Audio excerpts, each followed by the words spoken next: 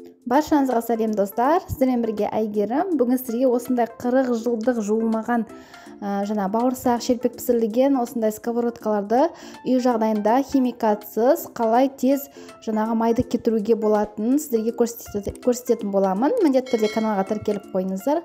Осындай болып тап-таза болып шығады, ешқандай қиындықсыз жуылады. Міндетті түрде осы әдісті қолданып көріңіздер.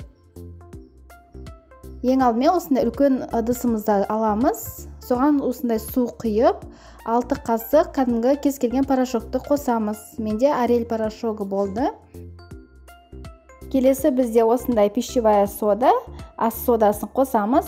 6 ас қасық қосамыз.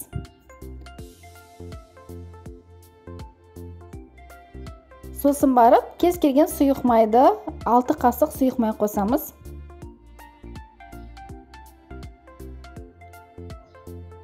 Және де осындай хозяйственный мыло, яғни кір сабынды турап немесе үккіштен өткізіп қоссаңыздар да болады. Бәрін қосып отқа қоямыз. Біздің суымыз қызған кезде, қызып бастаған кезде, сковородкаларымызды ішіне салып қоямыз. Бұл сковородкалар менде көп уақыт бойы жуылмады. Ішіне бауырсақ, шелпек пісірілген нелер, қатып қалған майлар кетпейтін.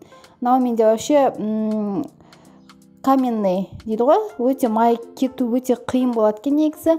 Алюминийға қарағанда оның майы кету өте қиын. Сонда да тап-таза ғып осы әдісті қолданған кезде тап-таза ғып жуып берді. Міндетті түрде осы әдісті қолданып көріңіздер достар. Осылай жарты сағат бетін жауып қойып қайнатамыз. Жай отта қайнатамыз.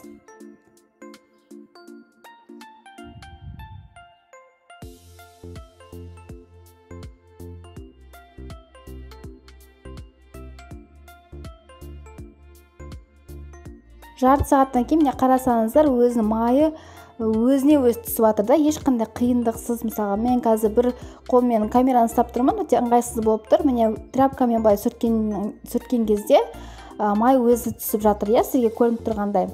Осылай барлығын ешқандай қиындықсыз, ешқандай қырғышты қолданбай-ақ тазалап алуға болады. Өздеріңіз көріп отырсыздар, майды тез кетіріп жатыр. Осы әдісті міндетті түрде қолданып көріңіздер. Тап-таза болып шықты міне біздің ыдыстарымыз. Сіздермен болған Әйгерім. Видеоны ұнаса лайк басып, комментарий қалдырып кетіңіздер.